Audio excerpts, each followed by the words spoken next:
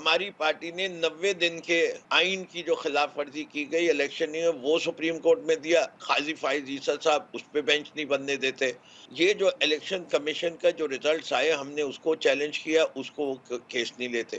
ہم نے آروز کے بارے میں باقاعدہ سپریم کورٹ موو کیا اور انہی نے وہاں جو ججمنٹ دیا, آج اس کا نتیجہ پوری قوم بھگت رہی ہے. ہم یہ دیکھ رہے ہیں کہ تحریک انصاف کی جانب سے مسلسل انہیں تنقید کا نشانہ بنایا جاتا ہے. پھر آج ہم نے دیکھا کہ ایک بڑا ریلیف یقیناً تحریک انصاف کو ملا ہے. تو اب آپ کیا سمجھتے ہیں, ایک طرف تنقید آپ کی جماعت کی جانب سے کی جاتی ہے ان پر, پھر اسی عدالت سے ریلیف بھی مل رہا ہے, کیا کہیں گے؟ پہلی چیز تو یہ ہے کہ الیکشن کمیشن آف پاکستان پہ سب سے بڑی تنقید ہے کہ وہ پاکستان کے اندر فیئر, فری, ٹرانسپیرنٹ الیکشن کرانے میں ناکام رہا. انہی نے جو معیار خود دیا تھا اس معیار پہ وہ خود نہیں اترے. انہیں کہا تھا کہ ہم رزلٹ اس وقت تک اناؤنس کر دیں گے, مکمل رزلٹ اس وقت تک دے دیے جائیں گے, ہمارا جو سسٹم ہے وہ سب کو نظر آئے گا, ہمیں پولنگ اسٹیشن وائز رزلٹ آئے گا, وہ ٹرانسپیرنٹ طریقہ ہوگا. سب چیزوں میں ناکام ہو گئے لیکن کوئی انکوائری نہیں ہوئی.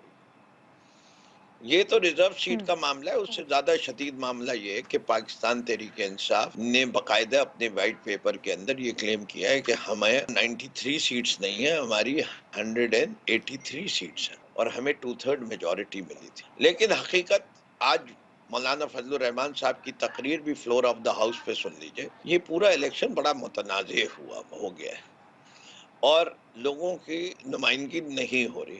اس سے کہ ابھی تک الیکشن کمیشن نے فارم 45 اور 47 جو خود بھی کیے اور اس کے جو فرق اس کی وہ جواب نہیں دے سکے. کسی انٹرنیشنل ادارے کی رپورٹ چھاپنے کی اجازت گورنمنٹ آف پاکستان نہیں دے رہی. تو یہ الیکشن ٹرانسپیرنٹ نہیں ہے. اب قاضی فائز عیسیٰ صاحب کے بارے میں جو بات کرتے ہیں, وہ قاضی فائز عیسیٰ صاحب نے جو فیصلے کیے ہیں اسی کی بنیاد پہ کہتے ہیں. پہلا فیصلہ, ہم نے آروز کے بارے میں باقاعدہ سپریم کورٹ موو کیا اور انہی نے وہاں جو ججمنٹ دیا, آج اس کا نتیجہ پوری قوم بھگت رہی ہے. ہم نے یہ جو الیکشن کمیشن کا جو ریزلٹس آئے ہم نے اس کو چیلنج کیا, اس کو کیس نہیں لیتے. ہماری پارٹی کا الیکشن کو ہم نے جو الیکشن کمیشن آف پاکستان نے کل عدم کیا اس کیس کو وہ نہیں لیتے. اس کے بعد ہماری پارٹی نے 90 دن کے آئین کی جو خلاف ورزی کی گئی الیکشن میں وہ سپریم کورٹ میں دیا. قاضی فائز عیسیٰ صاحب اس پہ بینچ نہیں بننے دیتے.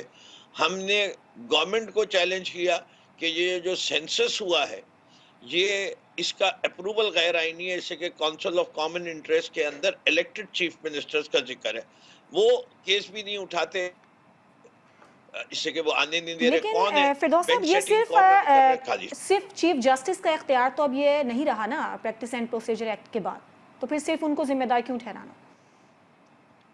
جی اب انہی نے مرضی جو ہے وہ جس طریقے سے کاز لسٹ کے لیے وہ رجسٹرار جو میکینزم ہے وہ اگر آپ ان ڈیپتھ جائیں گی تو آپ کو پتہ چلائے گا کہ the dog is not wagging the tail, the tail is wagging the dog. جو بھی عدالت کی جانب سے آج ریمارکس بھی دیے گئے ہیں یقیناً وہ پی ٹی آئی کے حق میں جاتے تو نظر آتے ہیں.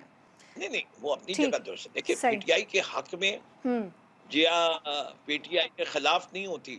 عدالت میں جب چیز ہوتی ہے تو انصاف ملتا ہے. چلیں ٹھیک ہے. اور انصاف کے اوپر جب ججمنٹ آ جاتا ہے تو اس کے اوپر کمنٹ آئیں گے.